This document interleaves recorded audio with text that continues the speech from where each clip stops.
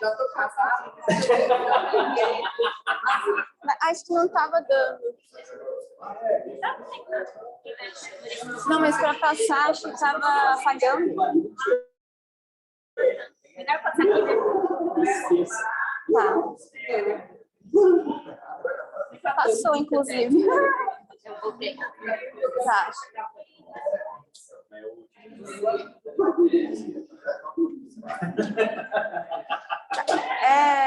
Podemos começar?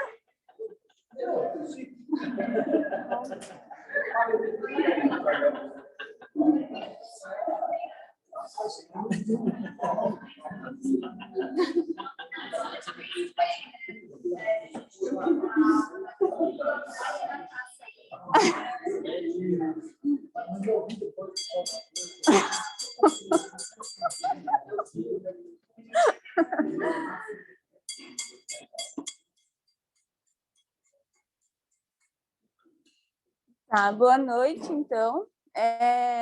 Meu nome é Isabelle, a minha colega Diane, nós somos acadêmicas do 9º período do curso de Medicina da UFPR Toledo, e a gente está aqui para apresentar um caso para vocês, né? Esperamos que seja bem produtivo. Então, vamos conhecer um pouquinho do nosso paciente. O paciente OCP é um homem de 53 anos, ele nasceu e mora em Toledo, e ele trabalha como pedreiro desde os 15 anos de idade. Ele tem 3 filhos, mora com uma filha e um filho. Nós ficamos sabendo agora há pouco que a outra filha acabou morrendo num acidente de carro faz alguns meses atrás. E ele é divorciado. Na verdade, ele é separado, né? Então tá. A gente ficou sabendo também que é separado. Inclusive, depois eles vão dar uma ajuda pra gente ali, que, por coincidência, a ex-esposa foi lá na UBS de São Francisco hoje. Não. Olha só, né? É bem espirituoso, assim. A ex-esposa vai ajudar a cuidar. Inclusive, enfim. Então, a queixa dele... ele chegou no dia 11 de julho na UPA, foi admitido na UPA, com uma lombalgia importante que teve início no dia anterior, no dia 10, e ele veio relatando uma perda progressiva de movimentos dos membros inferiores a 15 dias, associada a uma parestesia. Coletando a história, então, foi descoberto que em abril de 2021 ele teve uma lesão lombar após levantar um peso, né, no trabalho, e foi manejado com um tratamento sintomático, com melhora do quadro álgico no momento, né, chegando a realizar corticoide injetável, mas ele relata também que tem uma lombalgia crônica já associada a uma história de hérnia de disco, que ficou indefinida nesse momento, né. Então, o paciente refere hábito urinário intestinal sem alterações, negou febre, cefaleia, perda de peso, disfagia, anorexia ou hiporexia ou outras alterações sensoriais, além da parestesia nos membros. Ele negou, então, outras comorbidades, né, como hipertensão, diabetes, distúrbios da tireoide, eventos cardiovasculares anteriores ou doenças reumatológicas ou neurológicas, né? Negou medicamentos de uso contínuo, internamentos recentes, imunizações ou viagens recentes. E ele relatou uma história também de doença de Chagas, identificada há 10 anos, sem tratamento ou acompanhamento atualmente. E negou cirurgias, fraturas ou alergias. Opa, volta um pouquinho. Tá, então uma coisa que a gente pode perguntar para esse paciente com relação a infecções virais prévias, né? Pode passar. E aí ele relatou que teve Covid em maio de 2021. Mas foi um quadro bem brando, com sintomas de fadiga, alguns tremores generalizados, sem febre, tosse, dispneia, sintomas gastrointestinais, sendo manejado apenas com isolamento e tratamento sintomático, não necessitou de internação. Os hábitos de vida dele, então, ele relatou um tabagismo, fumou por 10 anos e parou há 2 meses, e relatou que usa bebida alcoólica socialmente, e sedentário, né, não realiza um exercício físico rotineiramente, mas, né, coloquemos aí uma jornada de trabalho das 8 às 6 da tarde, né, trabalhando no pesado ali, que ele é pedreiro, né. Pode passar. Na história familiar não tinha nenhum dado relevante, né, nenhuma doença familiar, nenhum evento cardiovascular importante, e ninguém da família. Tá. Então, no exame físico, ele estava num regular estado geral, lúcido, orientado, tempo espaço, mucosas úmidas e coradas, afebril, anictérico, cianótico, estava ativo, reativo, comunicativo, um Glasgow de 15 e pupilas isofotoreagentes. Ele tem um peso de 53 quilos, uma altura de 1,68, um MC de 18,78. E a PA dele estava 13/8, frequência de 74, frequência respiratória de 20, HGT de 121, uma saturação de 98. Então, o exame físico geral, né? Cardiovascular, sem alterações, respiratório também. O abdômen flácido, ruídos presente, sem outras alterações. Pulsos distais palpáveis. E aí, no exame dos membros inferiores, então, foi observada uma força de grau 1 em 5, com sensibilidade preservada, porém uma hiporreflexia e sem sinais meníngeos.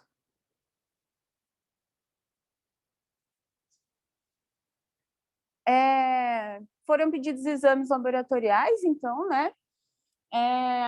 Tudo dentro da normalidade, uma leve anemia ali, né? Mas do resto, tudo bem dentro da normalidade. Vocês querem observar mais um pouco os exames? Ou...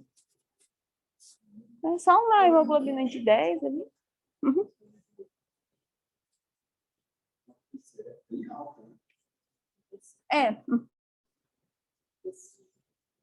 VH de 35, PCR de 9.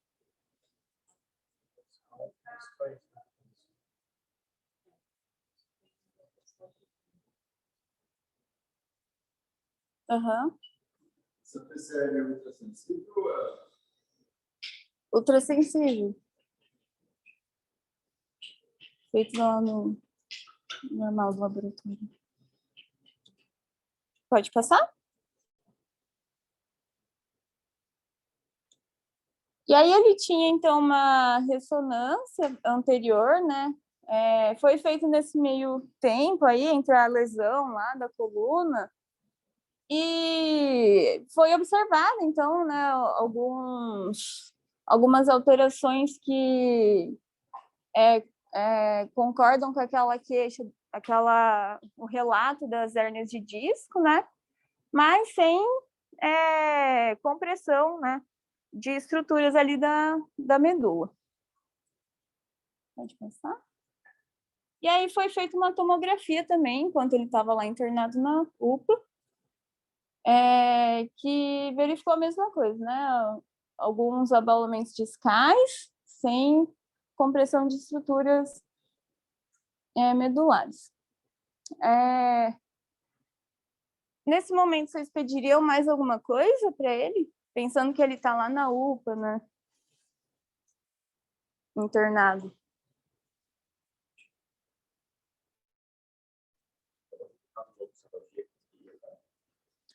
Na verdade, eu tenho uma lombalgia crônica, né? E aí teve uma piora. Uhum.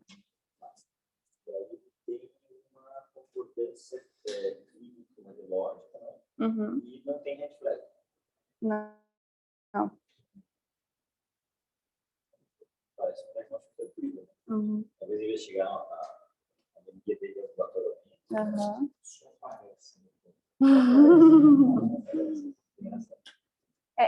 E aí essa perda, né, de movimentos foi se dando progressivamente até ele não conseguir mais, né, levantar da cadeira, e a lombalgia é bem importante, que ele não conseguisse se movimentar na cama, né, pela dor na coluna. Era bilateral, né? Isso, aham. E a perda de força foi de distal para proximal, de proximal para distal. Distal para proximal. É que ele teve o Covid antes de barriga, né? Uhum. Então, na hipótese, né? Uhum. Pode passar. Passou 2? Será? Tá, então as hipóteses que foram aventadas pelos médicos que estavam acompanhando ele, né? Então, uma síndrome compressiva aguda, uma lombocalgia, né? Uma radiculopatia. Uhum. Quem falou? Aham. Pontodicite. Aí, né, na UPA ele foi manejado com um tratamento sintomático, então, remédio para dor, né? E monitorização e controle, e aguardaram vaga para neurologia, né? Pode passar. Então, demorou alguns dias, mas ele eventualmente conseguiu ser internado no serviço com atendimento neurológico. E aí foi solicitado testes rápidos para HIV, que teve um resultado não reagente, e foi realizada uma punção lombar, inclusive por uma acadêmica, muito bem realizada. E solicitada, então, rotina do líquor e pesquisa por fumos. O que vocês esperariam, então, do líquor, com base nas hipóteses que vocês tinham anteriormente?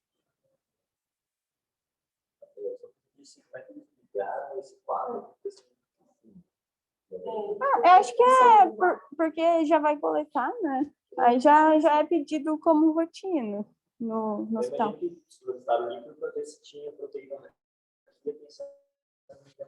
Uhum. Então, vamos pensar. Então, ausência de fungos, né? Bactérias não visualizadas no grão. Um líquor incolor, líquido. Observada uma hemácia por campo, 3 leucócitos por campo. Uma glicose de 37.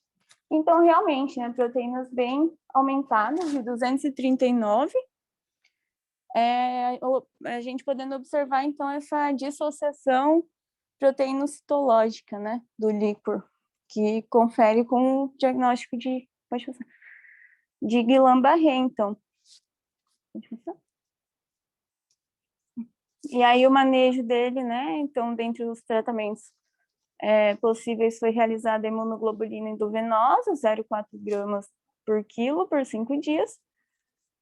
Terminando o medicamento, ele teve alta com sintomáticos para casa e a solicitação da fisioterapia motora, né? Vocês teriam alguma outra conduta, algum manejo diferente nesse caso? Algo a acrescentar? Ele recuperou? Então, foi bem recente, né? Ele teve alta sábado lá do hospital. Sobreviveu? Nessa função, ele chegou, não ia fazer função lombar e tudo, aí ele chegou a fazer uma toma de crânio para ver se não tinha uma lesão central, até para poder fazer uma função lombar. Não foi feito. Acredito que não, lá no sistema pelo menos a gente não tinha, né? Então é importante. Poderia ter sido solicitado, né? Agora, os pacientes têm mais coisa, né? Tem anemia, peso muito baixo, né? Ele tem um biotipo magro mesmo. A gente pode observar ele, mas claro que pode estar, né, mais emagrecido do que o normal. Ele tinha uma massa muscular visível, assim? aproximado, assim? Sim, sim.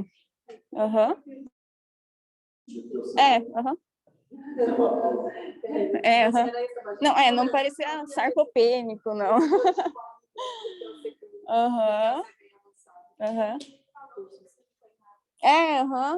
Dava para perceber pelo biotipo, né? Então... Se ele voltar com a esposa... Pois é. Exato. Mas eu posso pegar um Guillain-Barré no meu jardineiro. Pois é. Pós-Covid. Ou melhor, com o Covid. Durante o Covid. Ele é pós-Covid. Meu jardineiro é durante o Covid. 15 dias teve Covid, e daí ele teve uma queda, né, por fraqueza, e aí eu suspeitei, examinei ele, assim, por causa do machado, né, de medo de pegar Covid, que era aquele tipo de diarreia. Agora já. Agora já foi isso. Aí eu fiz o teste, deu positivo por coisa, mas não fiz a coleta de líquido. Ele teve uma recuperação espontânea dos movimentos. Mas, como dizem, né, no interior, ele perdeu as pernas. Né? Então, uma paralisia ascendente, que durou 2, 3 dias, mas que não progrediu, regrediu espontaneamente. Mas a gente acha que tenha sido um Guillain-Barré também. Depois ele ficou ainda com um pouco de fraqueza, mas ele teve dor lombar intensa e a perda de força, né, muscular, que foi bem notória, ascendente, e acabou depois evoluindo bem, por isso a gente não investigou. Não tinha parado aí. Já que você ninguém aqui, vocês teve uma doença rara. Eu tive. A chance é que ou então nem fiquei como eu, né? Todo mundo aqui.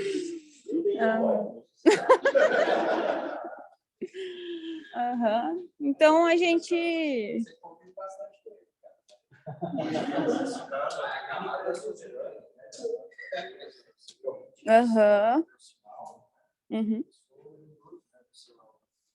Sim.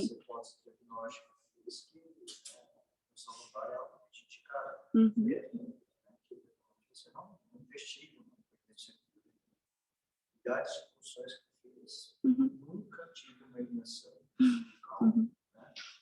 por fazer função lombar, mesmo paciente com trauma, com suspeita, isso é coisa de livro.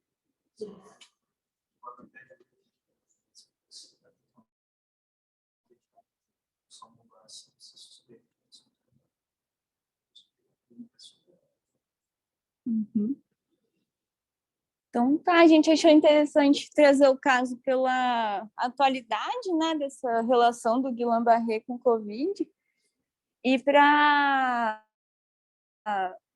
dar um destaque, então, para esse possível diagnóstico, né? Acompanhando na UBS, a gente pega inúmeros casos que a queixa principal é pós-Covid, né? Então, muitas sequelas, muita debilidade após a doença, né, que a gente pode observar.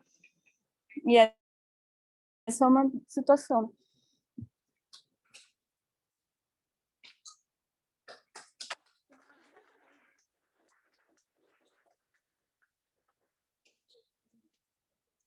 Então, a síndrome de Guillain-Barré é uma polineuropatia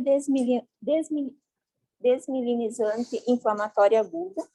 O paciente chega para você e fala que ele começou com formigamento dos dedos, dos membros inferiores, e vai passando 1, 2 semanas, essa fraqueza vai sendo progressiva e ascendente. Ela pode atingir os membros superiores também, pode levar, inclusive, à insuficiência respiratória, só que é mais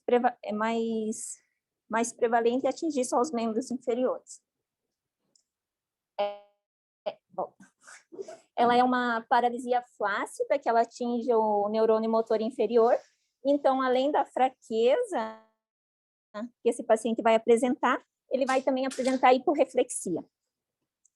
E daí, como eu falei, esse quadro neurológico, ele é precedido por uma infecção viral, que pode ser tanto respiratória quanto gastrointestinal. Eu coloquei está errado. E daí, então, tem essa infecção ascendente, que gera uma resposta imune.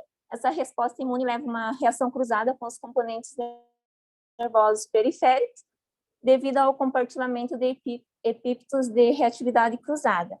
Então, vai ter resposta, tanto resposta celular quanto humoral, que vai levar essa desmielinização.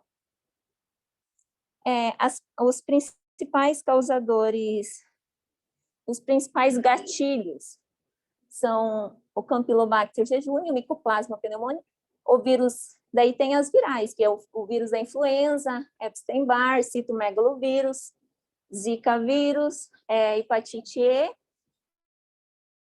e alguns tipos de vacina com vírus inativados.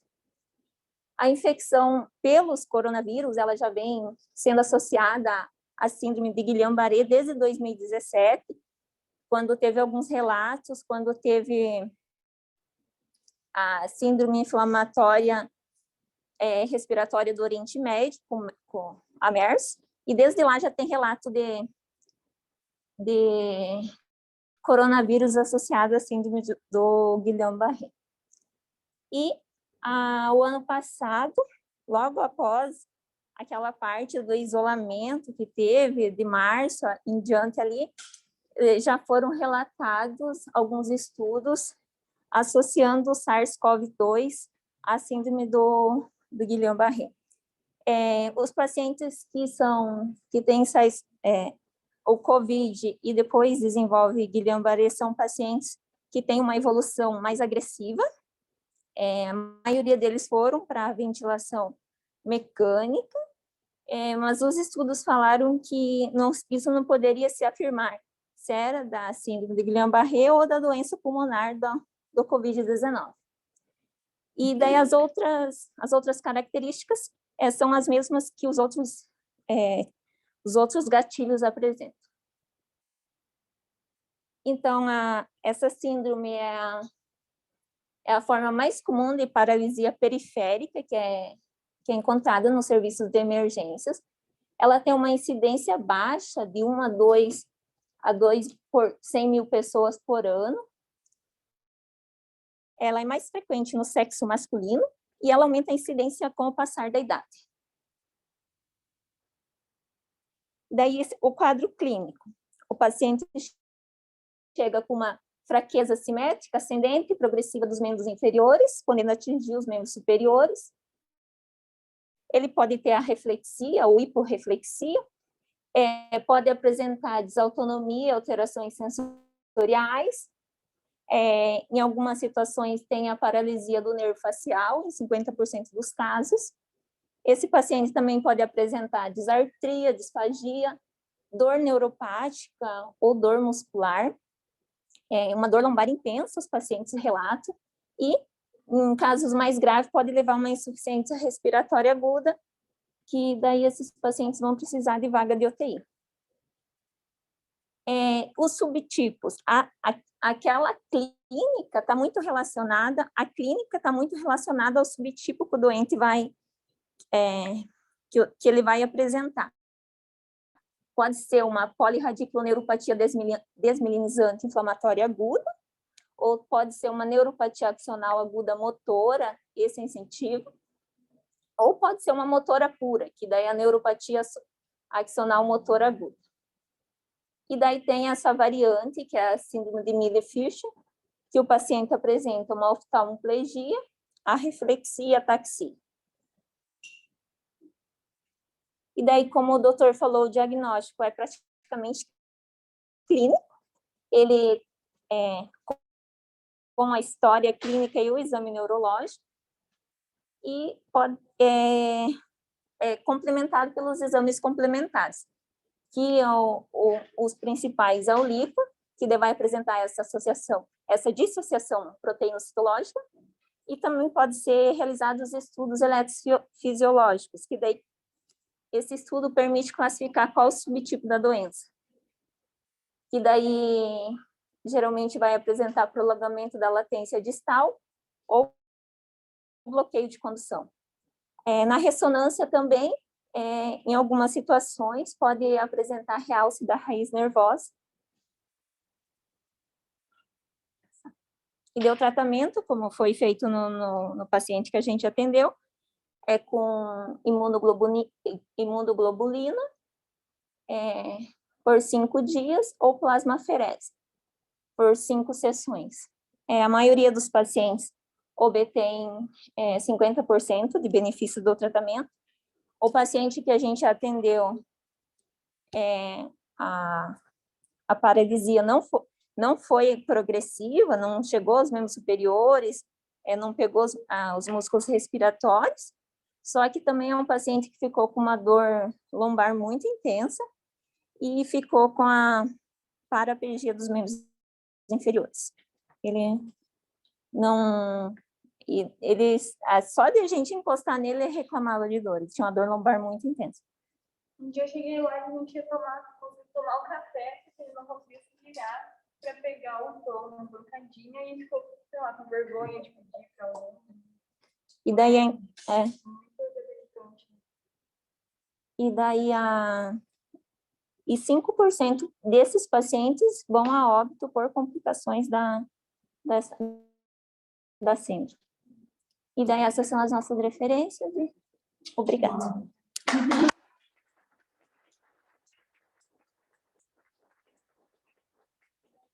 Espero poder continuar acompanhando o caso dele.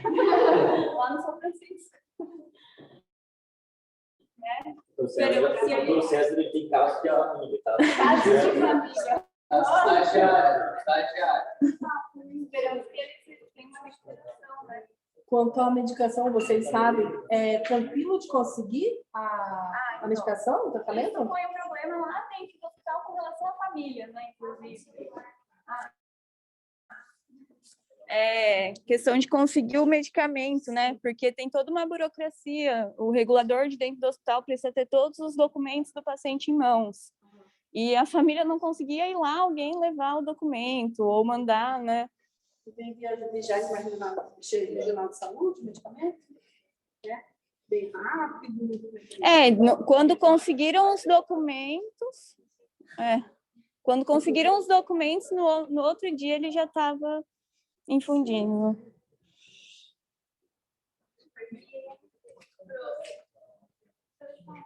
Você pode falar um dos motivos deles pedirem a função lombar Um dos motivos deles terem pedido a punção lombar é que precisa do resultado do exame para eles liberarem imunoglobulina. Senão não libera, mesmo com o diagnóstico clínico. E também porque a acadêmica queria fazer, né?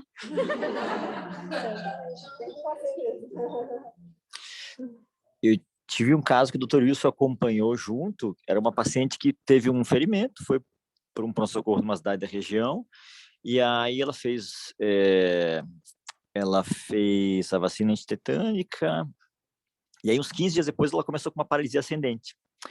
E aí eu achei que fosse um quadro de Guillain-Barré como complicação da vacina antitetânica, né? Mas entendeu que o doutor Wilson tratou como tétano mesmo e evoluiu super bem, né? Então, às vezes, a gente acha que a clínica é soberana e cai do cavalo, né? Ela voltou do consultório, ela voltou ótima. Eu falei, e aí, como é que fez meu imunoglobulina? Não fiz não. Tratei lá com o doutor Wilson, tô ótima, né? Era tétano. Eu falei, era tétano? Sim, era tétano. Eu fiquei, que bom, que bom que a senhora tá bem. E eu tive um outro caso de uma paciente com lúpus que estava tomando corticoide e fez um quadro de uma paralisia que lembrava uma mielite transversa. E aí a desgraça toda é que o tratamento da mielite transversa é a alta dose de corticoide. E essa paciente não tinha mielite transversa, ela tinha Guillain-Barré. E para o Guillain-Barré, o corticoide é uma desgraça, porque o paciente precisa da inflamação para recuperar a mielina, e essa paciente evoluiu muito mal, né? Ficou com muita sequela. Então, nem sempre assim a gente acaba vendo coisas boas acontecendo, né? Às vezes a gente faz besteira, então achava que era Guillain-Barré e alguém me salvou lá tratando tétano. E às vezes a gente acha que está ajudando o paciente né? E as coisas não vão bem. Né? E gostaria de fazer mais alguma colocação? Certo? Então, obrigada.